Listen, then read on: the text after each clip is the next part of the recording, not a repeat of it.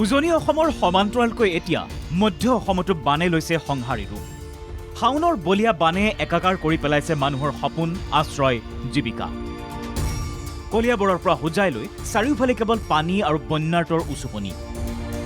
এটুপি খোৱা পানী, এমুঠি আহাৰ আৰু অলপ সুৰক্ষিত আশ্ৰয়ৰ বাবে এতিয়া হাহাকাৰ কৰিছে হাজাৰ হাজাৰ বানাক্ৰান্তই। কলিয়াবৰত আজিও অপৰিৱৰ্তিত বান পৰিস্থিতি।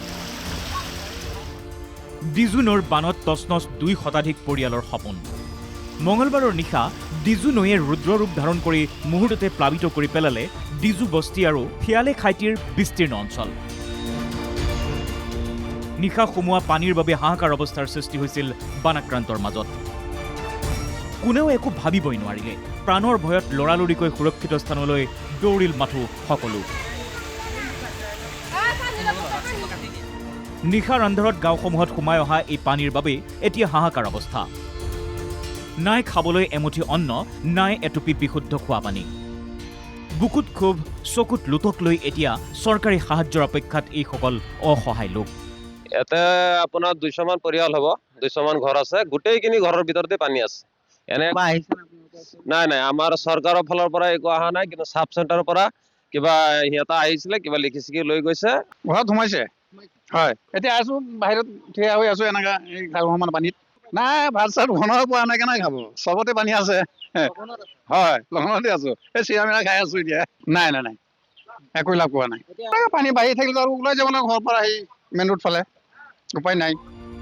আনফালে চামগুৰিত বানৰ মাজতে এক হৃদয় বিদাৰক ছবি, যি ছবিয়ে চকু সেমেকাই তুলিব আপোনাৰো। শালনাৰ বানত নিঃশেষ হৈ গ'ল এগৰাকী বৃদ্ধাৰ সপোন, আশ্ৰয়। বানৰ কবলত পৰি সকলোবোৰ হেৰুৱাই এইদৰে কান্দি কান্দি নিজৰ দুখ প্ৰকাশ কৰিছে এইগৰাকী বৃদ্ধাই। বুকুত অসীম বেদনা, কাৰণ সন্তান থকাৰ পাছতো এই বিপদৰ সময়ত তেওঁ লাভ নকৰিলে কোনো আশ্ৰয়।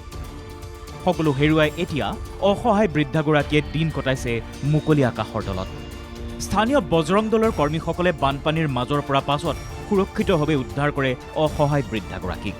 একো নিদিয়ে, বুঢ়াও নিদিয়ে, ঘৰত থাকিব নিদিয়ে, আৰু মোৰ মাটি মোক বেছি খাব নিদিয়ে। কোনো আহি পেলাই আপোনালোকৰ ফেমিলি, আপোনাৰ ল'ৰা বা আপোনাৰ জোঁৱাই আহি পেলাই সোধ পোছ কৰিছে নে আপোনাক? নাই কৰা ন? আজি আমাৰ ওচৰত চাওক কেনেকুৱা হৈ আছে। পঢ়াইছো, খুৱাইছো, বাপেকে পইচা নিদিয়ে। শাওনৰ এই বলীয়া বানৰ পৰা ৰক্ষা পোৱা নাই হোজাইৰ যমুনামুখো। যমুনা আৰু নিশাৰী নৈৰ বাঢ়নি পানীয়ে সম্পূৰ্ণৰূপে বুঢ়াই পেলাইছে যমুনামুখ সৰু পথাৰ সংযোগী মূল পথটো। ঘাইপথেৰে কালৰূপ ধাৰণ কৰা পানী বাগৰাৰ ফলত তীব্ৰ সমস্যাৰ সন্মুখীন হৈছে যাতায়াত ব্যৱস্থাত।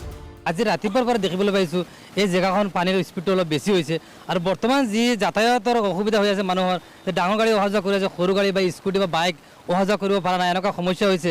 আৰু নিশাৰী নদীৰ বাঢ়নি পানীয়ে আমাৰ এই বিভিন্ন অঞ্চলৰ বিভিন্ন গাঁও প্লাবিত কৰিছে। আৰু বৰ্তমান আমি দেখিবলৈ পাইছোঁ আমাৰ যমুনামুখৰ পৰা সৰুপথাৰ যি সংযোগী পথ আছে, সেই পথটোত বৰ্তমান সম্পূৰ্ণৰূপে পানী আৰু পানী।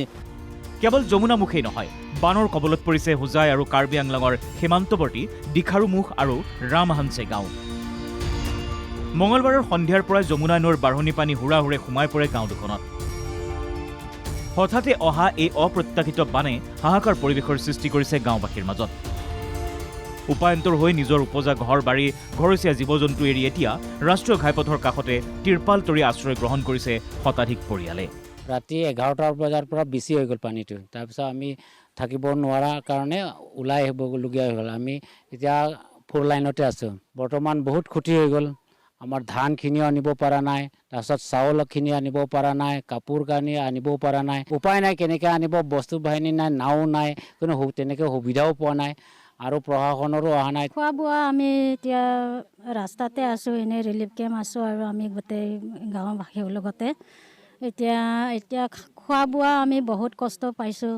চাউল আনিব পৰা নাই, এতিয়া ভোকে দুখে চব ল'ৰা ছোৱালীৰ লগত আমি এনেকৈ আছোঁ। মধ্য অসমৰ প্ৰান্তে প্ৰান্তে এতিয়া এইদৰেই জটিল হৈ পৰিছে বান পৰিস্থিতি। বহু পৰিয়ালৰ এতিয়া মূৰৰ ওপৰৰ চালিখনৰ অভাৱ।